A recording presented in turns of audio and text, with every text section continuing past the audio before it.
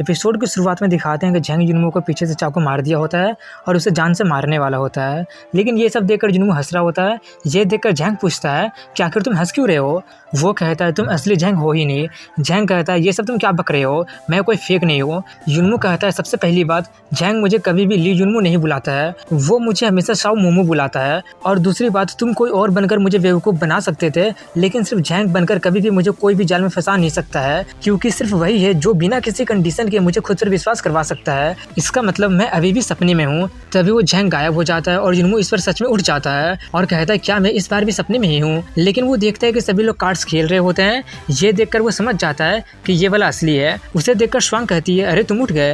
वो कहता है तुम लोग यहाँ पर मजे कर रहे हो, तुम लोगों को तो मेरी लाइफ या डेथ का कोई चिंता ही नहीं है। वो कहती है अगर सच में तुम्हारे लिए कोई चिंता करने की बात होती तो कोई भी प्रॉब्लम नहीं होती है। अब जबकि तुम जाग गए हो तो तीसरे राउंड के लिए चलते हैं। तभी झेंग जुनमो का पीठ थपथपाता है। ये देखकर वो कहता है कि मुझे ऐसा मत डराओ। तभी झेंग उसे गुड लक बोलकर वहां से चला जाता है और तभी वो मूर्ति टूट जाती है। ये देखकर वो थोड़ा सा डर जाता है। ये देखकर प्रेसिडेंट कहते हैं कि ये स्टैचू टूट गया, इसका मतलब कोई पर्सन है जो कि दूसरे सपने में पहुंच गया था और सक्सेसफुली जाग भी गया और उसने स्पिरिट स्केल भी ले लिया। आखिर वो कौन हो सकता है। वहीं पर जुनमो सोच रहा होता है कि इसका मतलब जो स्केल मुझे मिला था वो इस स्टैचू का पावर था। तभी प्रेसिडेंट कहते हैं अब जबकि ये स्टैचू टूट चुका है तो जो लोग अभी तक जागे नहीं है वो लोग हमेशा अपने सपनों की दुनिया में कैद रहेंगे। और सबको पास करने के लिए कांग्रेट्स करता है और कहता है कि लास्ट राउंड कल होगा, जाकर सब लोग आराम कर लो।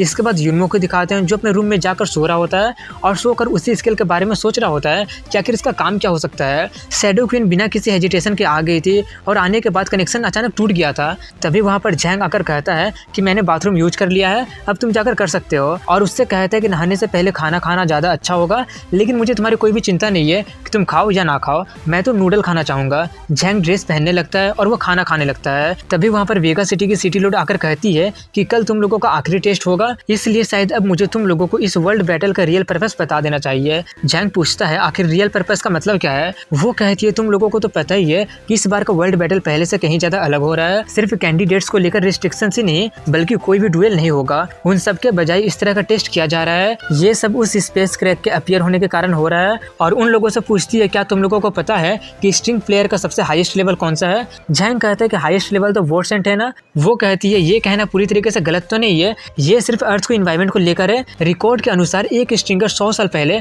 गलती से स्पेस क्रैक को ढूंढ लिया था। उस क्रैक के दूसरी तरफ एक बहुत ही पावरफुल रिलम है जो कि इस वर्ल्ड से बिलोंग नहीं करता है और वहाँ पर कुछ ऐसी चीजें हैं जो अर्थ से बिलोंग नहीं करती है और एक्सपर्ट्स उनके पर्पस के बारे में कुछ भी पता नहीं कर पाए हैं। लेकिन फिर एक दिन एक स्ट्रिंगर उस क्रैक के अंदर चला गया था और वो वॉर्सेंट बन गया था। और जब वो उस क्रैक से बाहर निकाला गया था तो उसमें से एक ऐसा एनर्जी रिलीज हुआ था जिससे वो वॉर्सेंट के लेवल को सरपास कर दिया था। और इस वर्ल्ड बैटल का पर्पस ऐसे कैंडिडेट को सिलेक्ट करना है जिससे वो लोग स्पेस क्रैक में भेज सके। ये एक बहुत ही ज्यादा रेयर अपॉर्चुनिटी है। ये स्पेस क्रैक 100 सालों में एक ही बार अपीयर होता है। जुनमो कहता है इसका मतलब तुम लोग हमें भेजकर ये जानना चाहते हो कि आखिर वहाँ पर है क्या। वो बताते हैं कि वो क्रैक दोनों साइड से काफी ज्यादा अनस्टेबल है। एक बार एक पर्सन उस क्रैक में चला गया था और वो तुरंत रेनबो क्रिस्टल से ऊपर का लेवल में पहुंच गया था और उसके बाद जितने भी लोग गए थे बहुत ही ज्यादा स्ट्रॉन्ग स्ट्रिंग एनर्जी के कारण उनका टुकड़ा टुकड़ा हो गया था। ये एक काफी ज्यादा खतरनाक ट्रिप है। मैं तुम लोगों को फोर्स नहीं कर रही हूँ, लेकिन अगर तुम लोग जानना चाहते हो ये सिर्फ मेरी हेल्प करने के लिए नहीं है बल्कि ये सब तुम्हारे अपने फ्यूचर के लिए भी है।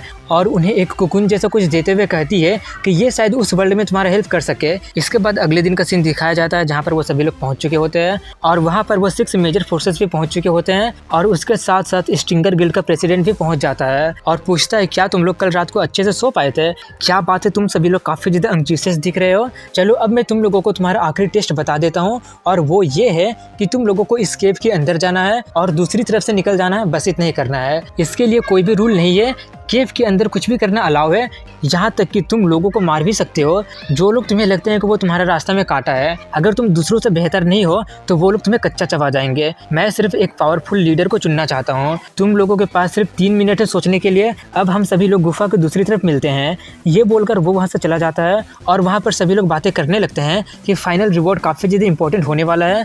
कुछ लोग कहते हैं ये तो हैवानियत है, मैं अब और नहीं खेलना चाहता हूँ। तभी ये किंग का साथी उसे अंदर चलने के लिए कहता है और वो दोनों दोनों चले जाते हैं। झैंग युनवो से पूछता है कि तुम अभी जाना चाहते हो या फिर कुछ देर और इंतजार करना चाहते हो। वो कहता है मेरे हिसाब से इसके अंदर काफ़ी ज़्यादा हाई लेवल का डायमेंशनल बीस्ट होंगे, इसलिए मैं, स्वांग और तुम सबसे आगे रहकर सब कुछ एक्सप्लोर करेंगे। किंग यू, लीजी और ल्यू को कॉम्बैट पावर काफ़ी ज़्यादा कम है, इसलिए तुम लोग एंटर करने से पहले बाहर में ही थोड़ा सा इंतजार करना।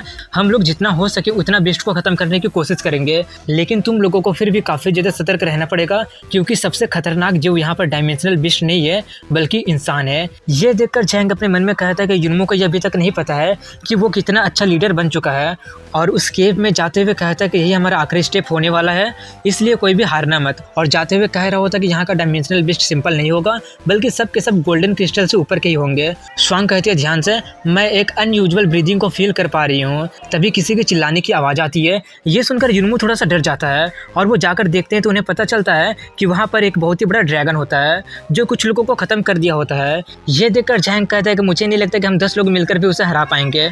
वहीं पर उन तीनों को दिखाते हैं जो लोग आते हुए कह रहे होते हैं कि यहाँ पर काफ़ी ज़्यादा ठंड है और काफ़ी ज़्यादा अंधेरा भी है। तभी एक लड़का उन लोगों पर हमला करते हुए कहता है कि अच्छा हुआ कि यहाँ पर सिर्फ लड़कियाँ ही है, लेकिन लीजी उसे काफ़ी ज़्यादा आराम से ख़त्म कर देती है। यह देखकर ल्यू कहती है मुझे लगा नहीं था कि तुम डिसीजन लेने में इतना ज़्यादा कमाल की होगी। लीजी कहती है कभी भी अपने एनिमी को काउंटर अटैक करने के लिए मत छोड़ना, यही मैं युनवो से सीखी हूँ। और उसे टोंट मारते हुए कहती है क्यों, तुम उससे कुछ सीख नहीं पाई हो क्या? ये सब सुनकर उसका दिमाग काफ़ी ज़्यादा खराब हो जाता है। वहीं पर वो उससे कह रही होती है कि क्या तुम अभी भी उसके साइड में खड़ा होना चाहती हो? मैं बस तुम्हें बता देना चाहती हूँ कि तुम अकेले नहीं हो जो उसके साइड में रहना चाहती हो। ये सुनकर वो दोनों वहीं पर लड़ने लगते हैं कि आखिर तुम अपने आप को समझती क्या हो। वहीं पर उन दोनों को झगड़ते देखकर किंग यू डर रही होती है। इसके बाद उन तीनों को दिखाते हैं जहाँ पर वो लोग ये देख रहे होते हैं कि कितने लोगों का जान चला गया है। और युनवो कहता है आखिर इसमें ये किंग का लाश क्यों नहीं दिख रहा है? झैंग अपना एलेसिया आंखों का यूज करके बताता है कि उस ड्रैगन के पीछे एग्जिट है, इसलिए हमें सिर्फ किसी तरीके से वहाँ पर जाना है, इसके लिए ड्रैगन को मारना जरूरी नहीं है।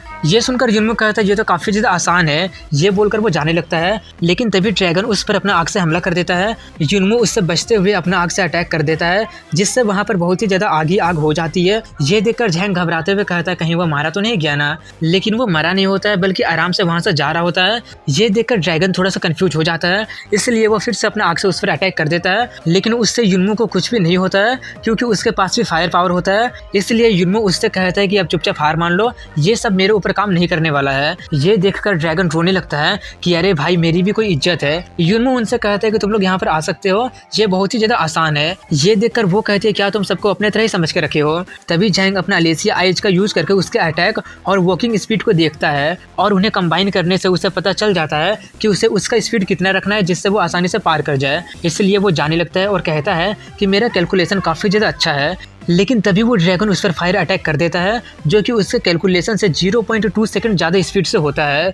ये देखकर वो काफ़ी ज़्यादा घबरा जाता है कि मैं तो गया। ये देखकर स्वांग भी काफ़ी ज़्यादा घबरा जाती है, लेकिन वहीं पर झैंग बच जाता है और वहाँ से जाते हुए कहता है कि मैं हमेशा 0.5 सेकंड एक्स्ट्रा कैलकुलेट कर लेता हूँ अपनी सुरक्षा के लिए।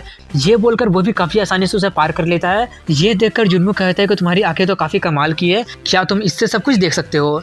वो कहता है ऑफकोर्स, तुम्हारा दिल या ट्रिक्स में सब कुछ देख सकता हूँ। ये बोलकर वो उससे कहते हैं कि सिस्टर स्वांग तुम यहाँ पर आ सकती हो, ये सच में काफ़ी ज़्यादा डिफिकल्ट नहीं है। ये देखकर वो सोच रही होती है कि तुम लोगों के पास तो स्पेशल एबिलिटी है, लेकिन जाते हुए कहती है अब जब उसने मुझे अपना बहन बोला है तो छोटे भाई को कवर करना तो बड़ी बहन का फर्ज होता है। ये बोलकर वो जाने लगती है और कहती है कि मैं आ रही हूँ, लेकिन तभी वो ड्रैगन उस पर अटैक करने वाला होता है जो कि उसके लिए बिल्कुल भी अच्छा नहीं होने वाला होता है। इसलिए युनवो अपना हाथ देखकर उससे कहता है कि जल्दी से अपना हाथ दो, और वो जल्दी से युनवो का हाथ पकड़कर उसे ही आग के सामने कर देती है और कहती है कि प्लीज़ मुझे माफ़ कर देना, बट प्लीज़ इसे ब्लॉक कर दो। और अपने मन में कहती है ऑफ कोर्स ये भी मेरा एक यूनिक पावर है कि खुद को बचाने के लिए अपने छोटे भाई को खाई में फेंक दो।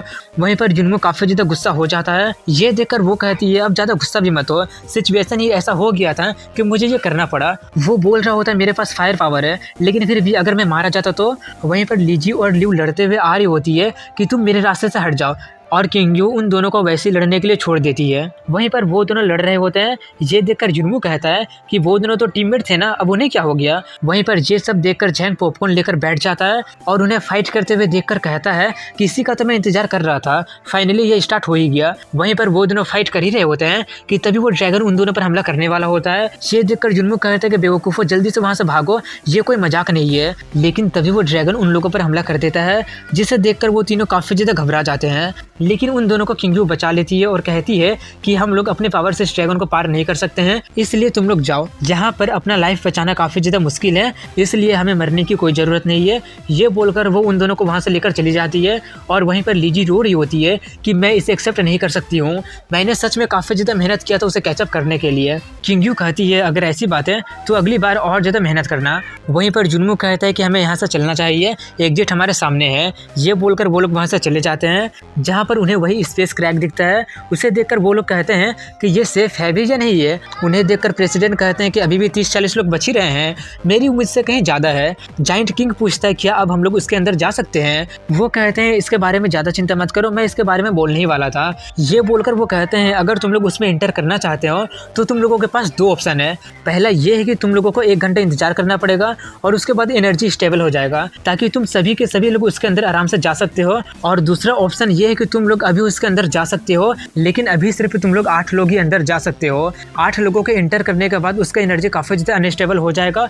उसके बाद अगर कोई भी उसमें एंटर करता है तो वो मारा जाएगा। अब जो कुछ भी करना है वो तुम लोगों पर डिपेंड करता है। मैं सबको गुड लक विश करता हूँ। जाइंट किंग कहता है अगर हम सभी लोग 1 घंटे इंतजार करने के बाद सभी के सभी लोग जा सकते हैं तो क्यों ना इंतजार ही कर लिया जाए। सी क्लान का बंदा कहता है तुम जितना आसान सोच रहे हो ये उतना आसान नहीं है, 1 घंटा तक इंतजार करो और सब कुछ खत्म हो जाएगा। वहीं पर एक बंदा सोच रहा होता है कि ये सभी लोग तो काफ़ी ज़्यादा बेवकूफ़ है, कौन तो 1 घंटा इंतजार करने वाला है। ये बोलकर वो उसमें एंटर करने जाने लगता है, लेकिन रास्ते में ही उसे एक लड़की अपने कैनन से उड़ा देती है और कहती है क्या तुम्हें सच में लगता है कि तुम अकेले उसमें जा सकते हो, अब मैं और ज़्यादा इंतजार नहीं कर सकती हूँ। और वो सभी लोग उसमें सबसे पहले जाने के लिए आपस में फाइट करने लगते हैं। ये देखकर प्रेसिडेंट कहते हैं कि सब कुछ बिल्कुल पहले के जैसे ही हो रहा है और यहीं पर एंड हो जाती है।